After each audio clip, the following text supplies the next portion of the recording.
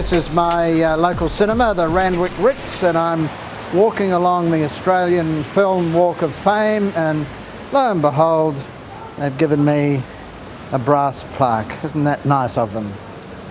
So we're going to go inside and do the interview.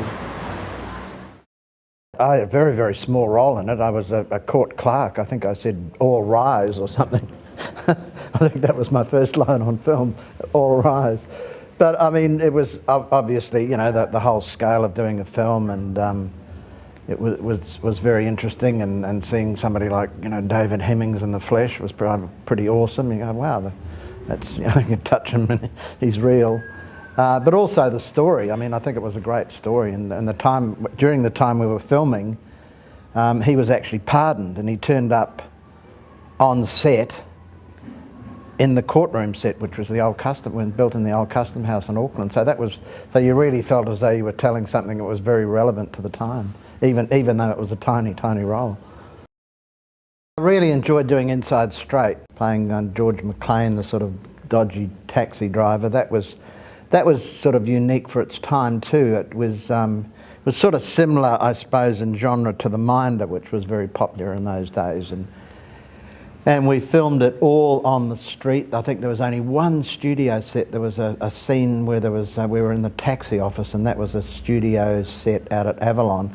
The rest of it was all on location. So we'd just get into Cuba Street at night and work there, and we just moved all around Wellington.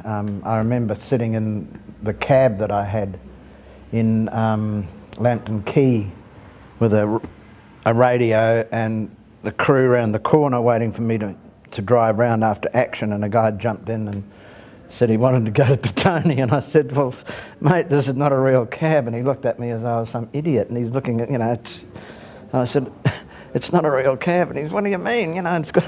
And I had to sort of explain to him that we were shooting a film, and from then on they made sure they had somebody from the crew stationed nearby in case that happened again. I came in after Grant Tilley pulled out from playing Wally, and they created the character of Perce, who became the Storeman. So I sort of walked into a show that was up and running and firing on all cylinders and rating hugely. So it was a bit of a gift role for me, and then I finished up marrying Beryl. That was one of the famous New Zealand weddings. So Kiwis still come up and say, "Oh, you married Beryl?" I said, yeah.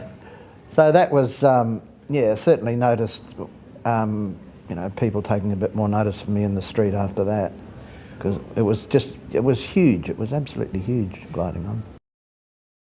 Written by, you know, Greg McGee, my mate, and Greg was the ideal person to write it because he'd been a lawyer, so we could follow the whole thing through. And that was shot fairly soon after the whole thing, so it was a really important story to tell. I played Gordon Vetty, who was the pilot that first came up with the idea that the accident was caused by whiteout, which Air New Zealand, of course, didn't want to know about. They were trying to blame it on pilot error. And Gordon knew that the pilot concerned, you know, wasn't an irresponsible person, and he was a safe pilot. And he got to thinking, how could this accident happen? And that whole whiteout theory came up.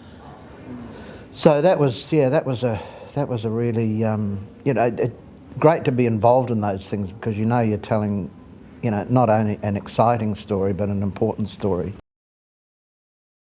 We went out to have a drink in the bar, and I had a pilot's uniform on, and this guy came up to us and he was absolutely livid. He said, "What are you doing drinking in the bar?" And he looked at the wings and he said, "Those aren't real wings. Who are you? What are you doing?"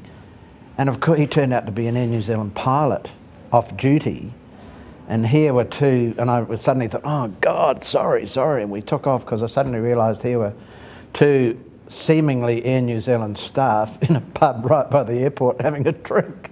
You know? Thought, uh-oh. Tupper's still one of my favourite roles. He's based on my father, who was so much like Tupper it wasn't funny. He came and saw the play once, and I finally got him to come and see it, and I was very, very nervous. He came, I heard him banging on the stage door wanting to be let in. And there's a fair bit of language in the play, and my father sort of stood there and he swears like a trooper himself, and he said, Jesus fucking Christ, Roy, there's a lot of bloody swearing in that fucking play, without even knowing what he was saying.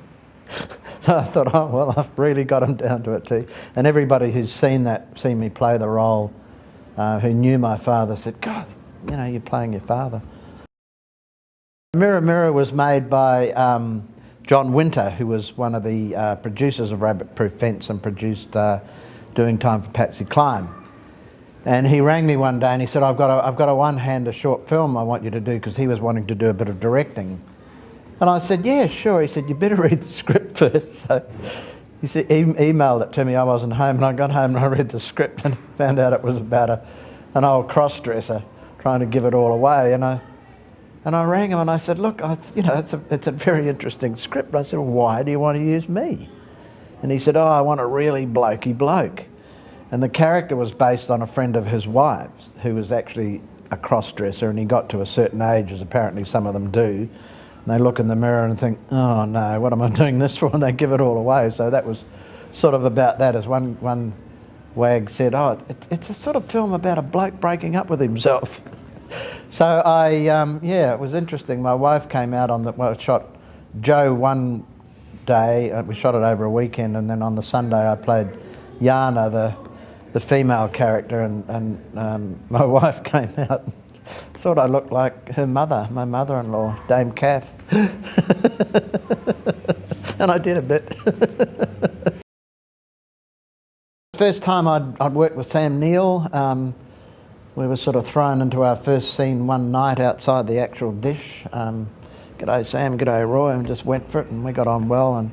And Working Dog, the company, were great to work with. They're just such a lively bunch of people and enthusiastic, and that sort of drifted down right down to the, you know, through the crew and acting levels, and everybody just really enjoyed doing it. And it was a great story, a great sort of true Australian story. And I've got to know all the people out at the dish at parks. I took Linda, my wife, there one New Year's Day, and they let us put on hard hats and crawl all over it. And usually twice a year in the summer they have an outdoor screening of the movie, and people come from miles around to watch it with the dish actually there. So it was, and a great character too, you know, Bob McIntyre, the upwardly mobile mayor, and his great moment, you know, great moment in history. It was lovely. I just really enjoyed the role. When I played the role, I wanted the audience to like him, and I knew I could play it so they'd think, God, what a great guy. And then I wanted them to think, hang on, he's dealing in heroin and he gets people killed. And I think that's the secret of a lot of good villains in literature, like Richard III, who can turn around and deliver monologues to the audience and get the audience on side in his villainy. And certainly, you know, the reaction I get from the public even now is just, oh, what a great guy Bob was. And I just say, no, he was a drug-dealing murderer. The first episode went to air when they pulled in all the regional figures. It played to nearly 4 million people, which is, you know, 20% of the country. It's still the highest rating TV drama ever in Australia. And we never went under city metro figures. We never went under 2 million over 13 episodes. It's just huge.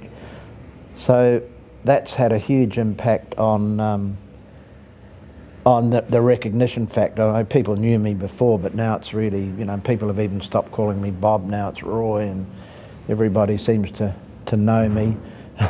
But it's had other advantages in the fact that, you know, I get offered a lot more work and money's gone up and all that sort of stuff. So a nice thing to happen in your early 60s. Become an overnight success.